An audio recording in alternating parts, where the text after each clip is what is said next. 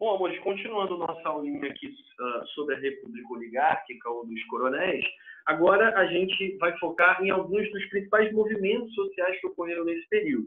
Nesse primeiro momento, eu vou falar somente dos movimentos sociais que já tem, né, aqui, que já ocorreram aqui até 1914, que vai ser um divisor de águas na história dessa república e do mundo, né, o ano da Primeira Guerra Mundial. Começando aqui pela Guerra de Canudos, né? Canudos era o nome de uma fazenda abandonada no interior da Bahia, uma fazenda com dono, mas cujo dono não imprimia nenhum valor social àquela terra, né? Portanto, ninguém morava ali, ninguém trabalhava ali, ninguém plantava ali, ninguém comia nada daquela terra, né? E camponeses liderados por um carinha chamado Antônio, que ficou conhecido como Cereiro, né? Vão ocupar a terra, né? Segundo os proprietários, vão invadir aquela terra ali, vão começar a plantar ali, vão construir casas ali, vão desviar a água de um rio, o rio Vaza-Barris, para irrigar a terra, para facilitar o plantio. Vão também construir uma igreja ali, vão criar gado, né? Vão cortar madeira para vender, enfim, uma verdadeira comunidade, né? Quase que autossuficiente, diferente de quase tudo o que existia, de praticamente tudo o que existia no Brasil da República, né? Essa comunidade chamou muita atenção dos poderes instituídos, primeiramente do dono da terra, que vai querer restituição, né, da sua propriedade, depois da Igreja Católica, que não gostou nada de um tal Antônio, que não tinha direito de ser padre, não era padre, ordenado padre, vai ministrar missas numa igreja que ele construiu, uma igreja que já vinha perdendo poder com a laicização do Estado no período monárquico e agora também, né, continuando com a Constituição da República, não gosta nada dessa história. Não, vai virar moda, cada um, né, cria a sua igreja, diz que é padre e ponto, acabou. Não é bem assim, né? Então, a igreja também não curtiu muito isso e o governo, né? Tanto o governo do município, do estado e o governo federal perceberam que isso aqui era uma ameaça a uma ordem que era uma ordem, né, latifundiária, né, que era uma ordem de coronéis, porque esse pessoal não pagava imposto, esse pessoal não votava, não queria votar, não queria ser votado, esse pessoal tinha sua própria comunidade, suas próprias leis, sua própria igreja, seu próprio governo interno, e se isso também virasse moda, pegaria muito mal, seria muito negativo para todos os coronéis em todas as esferas da federação. Foram enviadas 4 expedições militares contra Canudos, as primeiras, né, ainda limitadas, acreditando que o que é um bando de roceiro, né, de sertanejo, vai ser mole, né?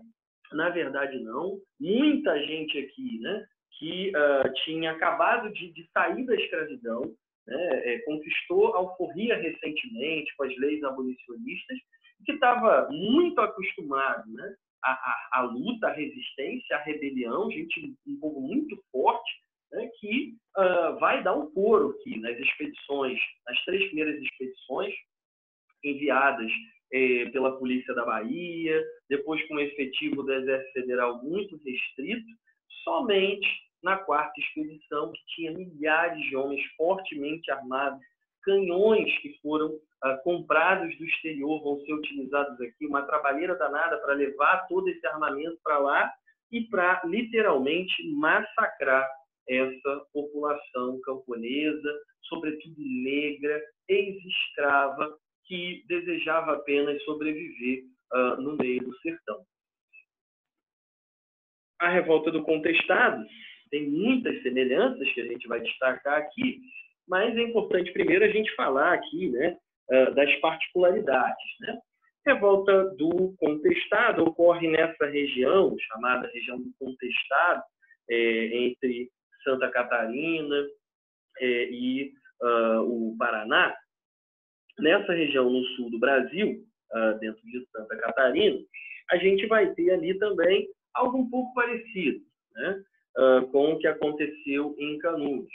A gente desloca um pouco a região, desloca a cronologia, avança um pouquinho, né? Vai para a década de 1910.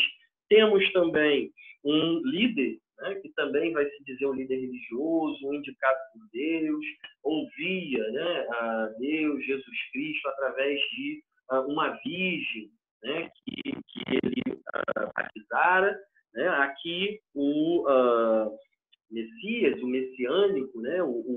Aquele que escuta Deus, vai ser o líder José Maria. A gente tem um que muito particular aqui no Contestado, que vai ser o lado anti-imperialista desse movimento. Né? Por quê? Porque o estopim para a rebelião foi a instalação de uma ferrovia de uma companhia inglesa, tá? Do Brasil Highway Company, do empresário Percival Farquhar, que ganhou o direito, né, ao estabelecer essa ferrovia na região sul, ele ganhou o direito de passar com a sua linha férrea, né, e tudo que tivesse 15 quilômetros para um lado e para o outro, ele absorveria de propriedade. Terras que estavam recheadas de poceiros, assim como os canadenses. Né? A gente não tem o título da terra, que pela lei de terras de 1850 não podia estar ali, não era proprietário, a gente que buscava sobrevivência, buscava alimento, buscava alguma cidadania que a República não fornecia. Né? Então, a empresa inglesa, ao instalar essa ferrovia, até no primeiro momento conseguiu, gerou empregos, né, para muitos desses poceiros, mas passa a obra, acaba a obra da ferrovia, esse indivíduo fica desempregado e também fica sem a terra que ele tinha ocupado ao longo de anos, né, desde a crise do Império, nessa região contestada. A rebelião ela vai ser fruto, né, exatamente dessa contestação da empresa inglesa, que se dizia dona dessas propriedades, que vai acionar o governo estadual e também o governo federal, que vai enviar forças para expulsar esses poceiros de lá. Os poceiros vão resistir, não vão sair de lá, vão inclusive boicotar vários trechos da ferrovia, vão explodir, vão quebrar vários trechos da ferrovia, mas eles também não terão muito sucesso, também serão massacrados, inclusive aqui requintes de crueldade, com apoio até de força aérea militar enviada aqui, né, pelos Estados Unidos, que vão fazer o reconhecimento da região. A aviação militar nessa época ainda não tinha bomba acoplada, mas já conseguia, né, ali localizar os combatentes, os inimigos e tal. Então facilitou muito aqui o massacre desses camponeses no sul. O que tem de semelhanças, que é o que mais importa para a gente aqui, né? São batalhas rurais, o Brasil ainda é, né, rural, então são batalhas que são movimentos sociais que lembram, né, uma tradição de resistência, de luta, de fuga, de busca por cidadania da história do Brasil. Mais de 20 mil pessoas, várias fontes comprovam, né, que as dois movimentos sociais tiveram uma participação de milhares de pessoas. Isso, para a gente ter uma noção, né? Canudos, com mais de 20 mil pessoas, podia ser considerada a segunda maior cidade da Bahia em população. Só perdia para Salvador. Então, só para a gente ter uma noção, né, do quantitativo populacional. Ambos os movimentos são chamados messiânicos, né? Aqui tem uma ideia de salvação, né, da crença de um Messias, de um guia e tal. Esses movimentos também vão ser chamados, em alguns momentos, de comunistas, porque tinham feito ali uma comunidade autossuficiente que dividia as coisas, ou monarquistas também, porque se estavam contra a República só podiam estar defendendo a monarquia. Algumas fontes chegam até a falar, né, até a comprovar, assinadas por conselheiro, né, discursos dele, que a República seria o anticristo, né, mas quando ele falava quando ele defendia, quando ele parecia defender a monarquia, na verdade ele estava defendendo um período onde a Igreja e o Estado estavam articulados. Segundo ele, desde que ocorreu a laicização, na crise do Império, na República, principalmente com a Constituição, o Brasil vinha piorando. Então, isso era uma prova de que essa laicização não era boa. Então, na verdade, ele não queria restabelecer a República. Chegaram a chamá-lo de sebastianista, porque ele defendia o retorno do rei Dom Sebastião. Muito disso é exagero, assim como a própria ideia de que esses seriam movimentos pseudo-proto-comunistas ou anarquistas. Tá? Ninguém aqui se dizia comunista, anarquista, até mesmo não sabia o que era isso. Então, é um exagero, é ali uma campanha negativa que foi feita pela própria República, né, para tentar aqui justificar, né, a represália, o massacre, o controle contra esses bandidos, contra esses inimigos da pátria, ou coisa assim. Então, foi uma campanha para denegrir a imagem dos movimentos. Né? Ambos são contra a concentração fundiária. Isso aqui já foi resposta de inúmeras provas, tá? São contra essa concentração. Tem um sentido de comunidade, mas não podemos confundir isso com desejo comunista. Tá? Forte repressão, tá? Várias expedições são enviadas, como eu falei aqui, envio até de militares, né? Envio até de aviões, né? Militares, perdão. Né? Grande resistência, né? Que quase 2 anos de luta, né? 4 expedições que vão ser contidas, e aqui mais de 3 anos de luta, já adentrando até o período da Primeira Guerra Mundial. Porém, o massacre, né, vai ser evidente aqui, não sobrou muita gente, os poucos prisioneiros sobreviventes que foram enviados ao Rio de Janeiro a pé, e aí, sem alimentação, muita doença, feridos, né? A gente não tem lá ainda notícias, né, desses sobreviventes chegando aqui no Rio de Janeiro. Bom, agora partindo para os movimentos sociais urbanos, como a revolta da vacina e a revolta da chibata. A revolta da vacina ocorre em 1904. Aqui, né, não temos um líder, né, muito claro, né, nesse movimento, não temos uma liderança famosa, né? Muitos aqui, né, elementos que foram expulsos, estavam sendo expulsos do centro do Distrito Federal por conta da reforma Pereira Passos, que a gente vai comentar em outro vídeo. Muitos aqui também ex-combatentes de Canudos, militares que foram vitoriosos na guerra, que receberam a promessa de moradias, habitações populares no Rio de Janeiro, caso vencessem a batalha contra os canudenses, e que, quando chegam no Rio de Janeiro, não perceberam essas moradias, tiveram que tomar uma providência, né? E ocuparam, assim como aqueles contra quem eles lutaram, também tinha feito lá no campo, né? Ocuparam uma área urbana no morro, o famoso Morro da Favela ou Morro da Providência. Então, você vai ter aqui militar, você vai ter aqui, né, expulsos do centro, trabalhadores em geral, inclusive até alguns políticos que vão se aproveitar disso aqui para questionar o governo do Rodrigues Alves à época. Né? O foco da revolta, como o próprio nome já diz, é a vacina, né? A vacinação obrigatória, que tinha sido ali também parte da política higienista, sanitarista e médica do doutor Oswaldo Cruz, que trabalhava na equipe de Pereira Passos e também aí trabalhou na reforma do Rio de Janeiro.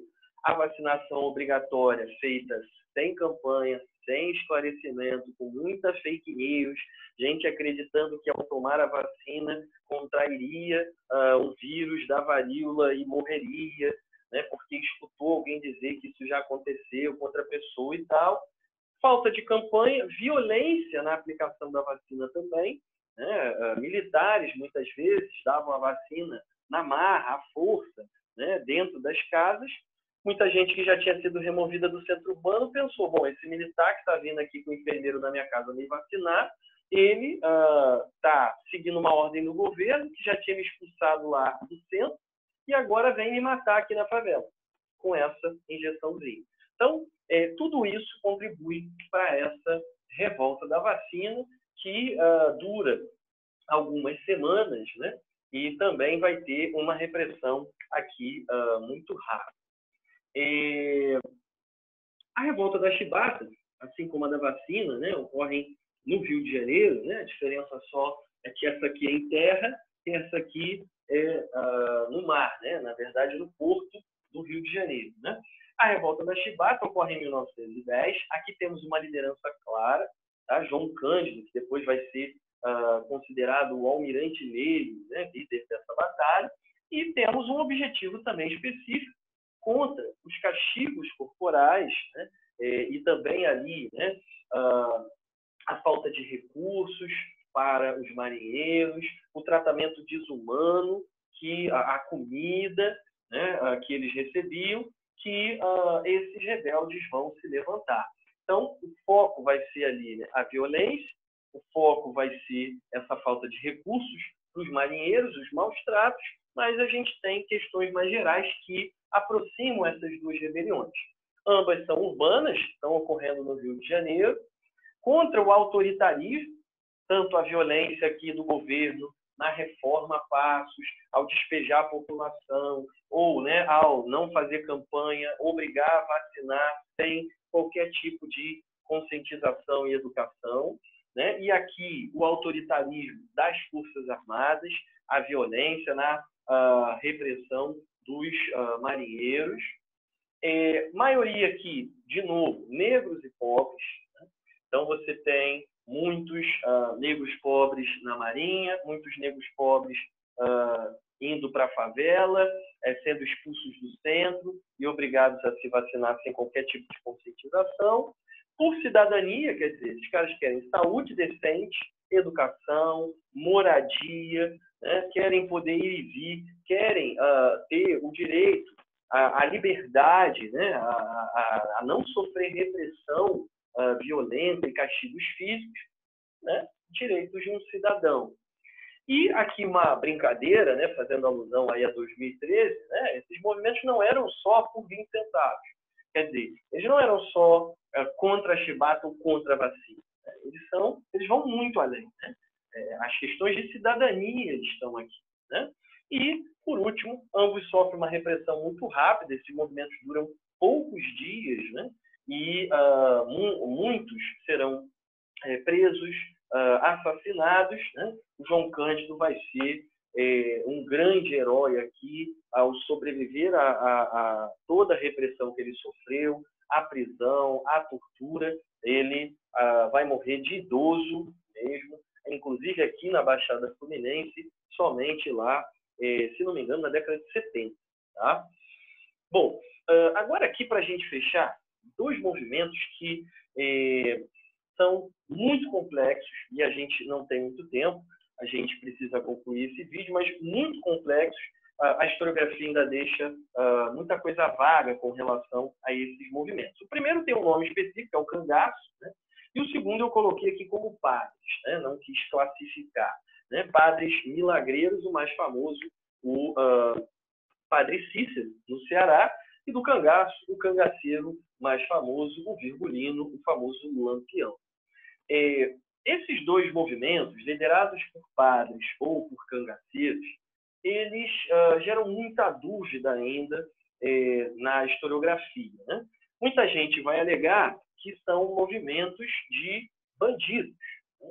Que são corruptos, que são criminosos, como o padre Cícero, que fazia uso da igreja para conquistar votos para aliados políticos seus, e os cangaceiros que assaltavam vilas, casas, né, muitas vezes sem distinção alguma entre estar assaltando rico, pobre, classe média ou coisa assim. Né?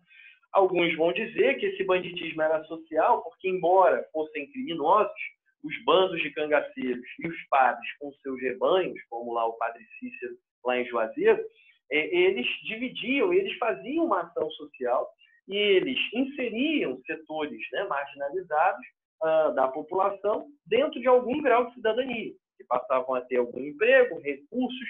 O padre Cícero fazia uma ação social mesmo, ele tinha um centro social, ele formou a igreja, onde ele ministrava missas, num centro social, onde ele também fazia milagres. Né? O milagre, por exemplo, de consertar dentes, né, era alguém ali, dentista, que fazia isso, um milagre de ensinar, de alfabetizar, inclusive um milagre interessante, você alfabetiza, você gera homens devotos, a devoção ao Padre Cícero, a Deus e à política, né? Que homens que votam, né? A gente tem também ali o milagre da saúde, né? O milagre de um prato de comida, né? Assim como os cangaceiros, ao assaltar, tinham recursos e compravam coisas que dividiam entre a comunidade ou o bando deles, né? Então, muitos vão dizer que é somente um movimento de corruptos, criminosos, padres ou não, né? Outros vão dizer, assim, próprio Eric Hobsbawm, né, que isso aqui seria um banditismo social, porque seria um movimento paralelo, né, daqueles excluídos que tentavam se encaixar na sociedade de alguma maneira. Outra dúvida que a historiografia tem ainda, né, você pode ver na prova fontes, né, para apoiar uma ideia ou outra, esses movimentos, eles criticam ou apoiam os coronéis. Em alguns momentos, os cangaceiros, assim como os padres, eles vão contrariar coronéis.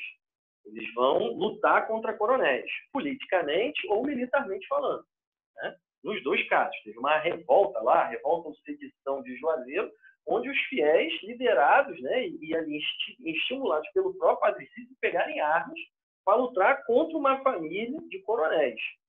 Só que o Padre Cícero estava sendo apoiado por outro grupo de coronéis da família Fiore, né? Então, era um racha entre coronéis. Assim como muitos bandos de cangaceiros eram usados por coronéis na eleição, por exemplo. Eles viravam jagunços do coronelismo no voto de Cabresto. Só que, às vezes, eles invadiam terras, matavam coronéis. Então, quer dizer, esses dois movimentos podem se encaixar numa lógica de crítica ao coronelismo, assim como também, em alguns casos, apoiam determinados coronéis. Para fechar, ambos aqui, isso ninguém tem dúvida, ambos os movimentos se encaixam dentro de uma lógica de crise no interior, né? Isso aqui ocorre no interior do Nordeste, né? Então, marca isso também, né? Isso aqui é Nordeste puro, né? Esses movimentos. Contra a concentração fundiária, de novo, contra a seca, contra o desemprego, os altos impostos, todos os movimentos também, né, sociais na história, tem alguma crítica a imposto, né, foi imposto. Então, isso aqui é uma semelhança, né, entre eles, inegável.